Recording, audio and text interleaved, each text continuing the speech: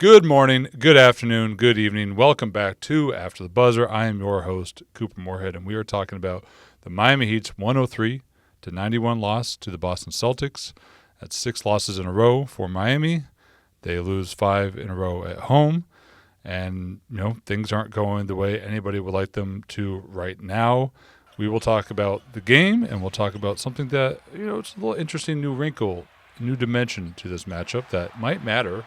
Because Boston and Cleveland are the two, by far, the most likely playoff matchups for Miami if they're able to get out of the play-in. But right now, the play-in, everything, again, the great narrowing continues to happen, and Miami sits at number 9.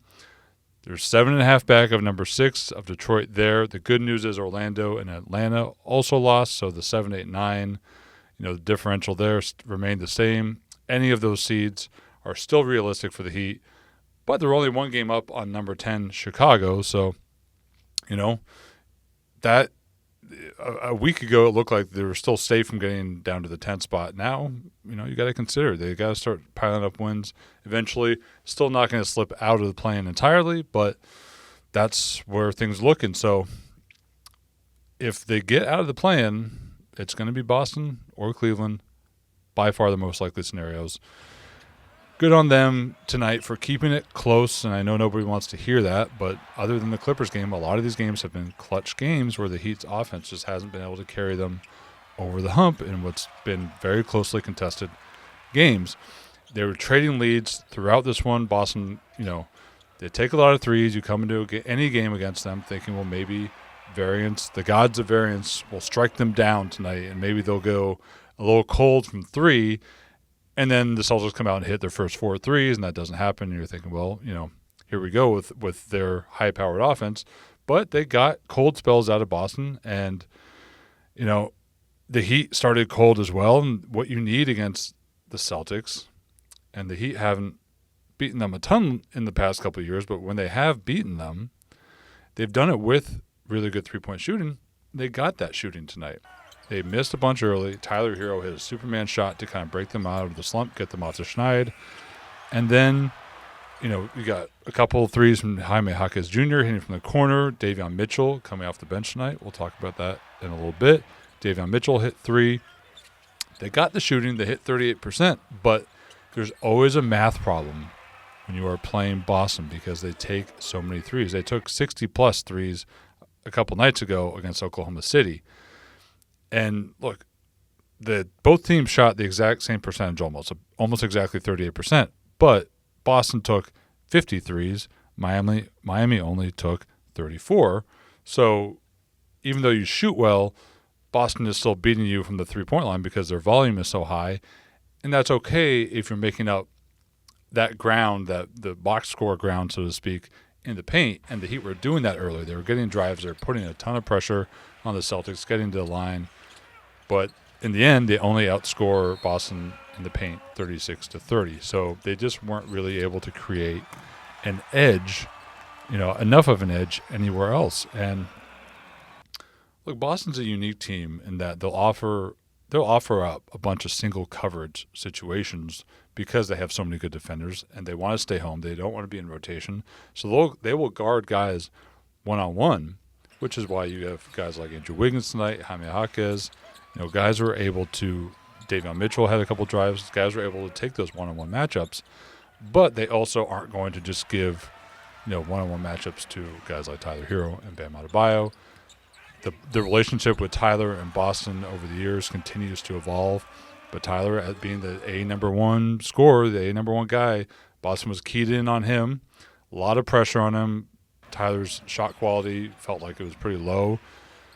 He wasn't getting out very clean looks. From 3, he either had to set up really deep for a deep catch-and-shoot look or he had to take one off the dribble, and he just had to take some tough shots. He still, put up a decent night, but it wasn't, he wasn't able to be the engine because Boston was applying so much pressure beyond the arc and sending 2 at him off pick and rolls when necessary.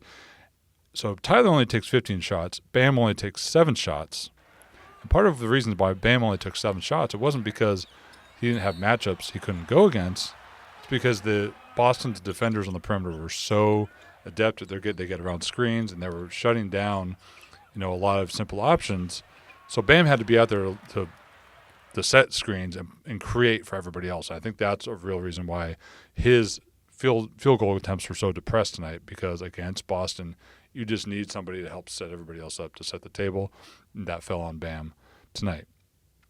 Now, and look, Boston pulled away late, but again, it was a clutch game, and there is a silver lining. I understand you probably don't want to hear it, because right now the thing that matters are the wins, but because they could play Boston in the playoffs, this matters. Let's just allow me to talk about this matchup kind of broadly for a second from a high level thing, and I want you to, here's a number. Think about this number for a second. Boston's shot quality, their expected effective field goal percentage, which we were given by Second Spectrum tracking data, it was 49.36 expected effective field goal percentage. That's including the value of threes. Tonight, 49.36. That was the third lowest shot quality of the season for Boston. The only two games that have been lower are games where Boston played the Cleveland Cavaliers, and we know how good they are. So Miami was doing something correct defensively tonight. And it's an interesting matchup for Miami these days, because the Heat's defense, as we talked about so many times, is structured around limiting paint touches and paint attempts.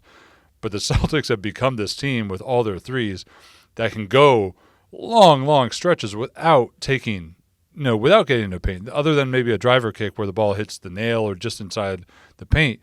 They don't need twos to survive. They can they can sustain themselves outside in. So it kind of forces them to invert their offense and invert their defense and play against type a bit. But that's where Andrew Wiggins and Davion Mitchell come in. They kind of changed the dimensions of this matchup a little bit. They both mattered, and they helped the Heat stay solid because their one-on-one defense both allowed Miami to switch. Bam noted after the game that, Wiggins especially allows the Heat to switch. Either Tatum has to try and score, Jason Tatum has to try and score on Wiggins, and Wiggins held up really well there, or Bam can switch out, and Bam, of course, plays Tatum probably as well as anybody in the league. And Tatum only shot 8 of 21. He had 28 points.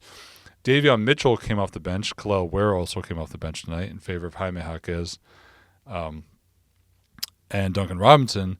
But part of what having Davion on the bench did is allowed him to match up with Peyton Pritchard, and Davion was in Pritchard's face all night, which really slowed Boston's bench scoring, which is sometimes one of their better features, and it kind of catches people off guard with how much their bench can put up points.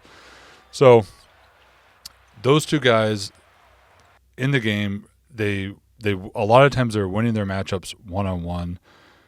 And, after the Clippers game a couple nights ago, Eric Spoelstra said in that game, we asked him about why they were doubling so much. There was a lot of intentional doubles, time doubles, hard doubles, traps. And Spo noted, that's part of our system, but it felt like he was trying to manufacture the aggression, the disruptiveness that he wants his team to have.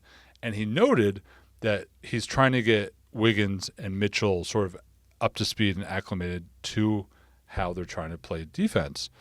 Tonight, he said, all of that looked much better because the Heat were forcing the turnovers they also need, not only to stop Boston in the half court, but they need those turnovers oftentimes against Boston to feed their own offense. And they got plenty of turnovers. They were forcing pick sixes.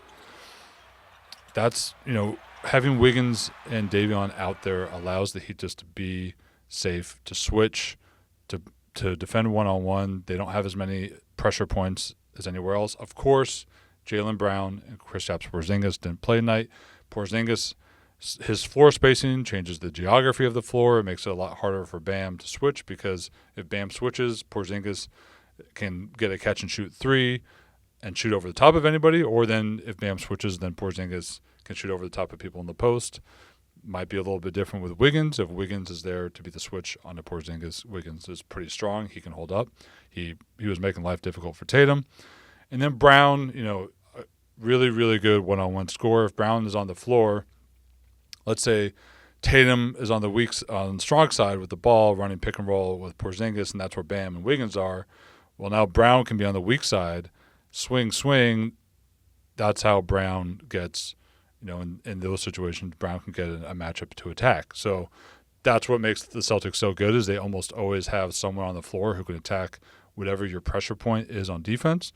Wasn't the case tonight because those guys weren't available, but going forward, it'll be interesting to see, how Wiggins and Mitchell, how their defensive, abilities, how they can be stout on that end.